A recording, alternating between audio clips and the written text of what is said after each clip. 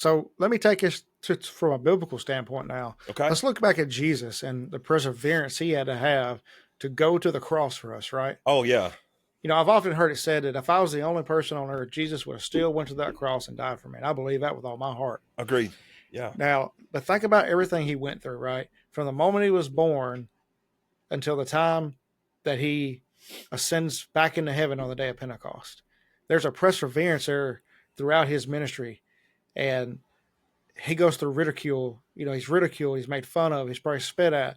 You know, he had people who loved him, people who hated him, uh, often to the point that his own people traded him for Barabbas, and then he's beating, flogged, and then hung on a cross to die. Oh yeah. What kind of perseverance and what kind of endurance did he have to go do that?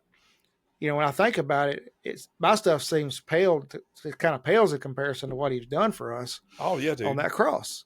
You know, um, but he did it anyways. That's the thing. He persevered, completed the law we couldn't complete, and saved us all.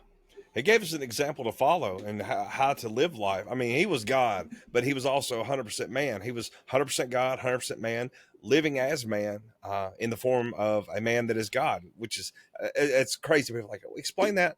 He was God, but he was man. Um, but he gave us an example. He had his moments where he was tempted. He had his moments where he was talked about, like you said.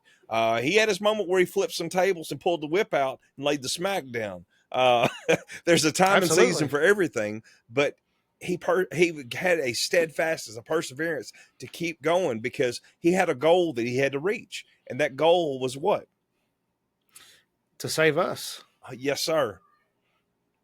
The ultimate goal with Christ was to redeem us back to the Father, make a bridge across the gap that we could not walk. So, Yeah. One thing I was thinking um, about is this. So, in the Garden of Gethsemane, I watched a video the other day. So it was talking about, everybody thinks of the Garden of Gethsemane, how it's referenced.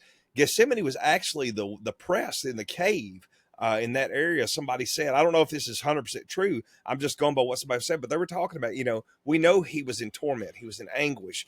mhm. He was, at the point where he didn't want to do it. He was just like, God, if this cup can pass, let it pass.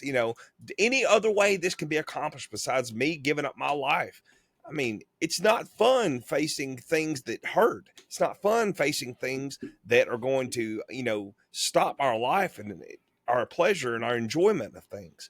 It's nothing we want to do. We don't want to encourage anybody to go through pain. Um, James Absolutely. 1, I mean, it says, count it joy when you encounter trials of various kinds. How many of us can say we actually do that? Like, oh, yes, God is so good. I've got all these things going on. I have no money in my bank. My bills are due.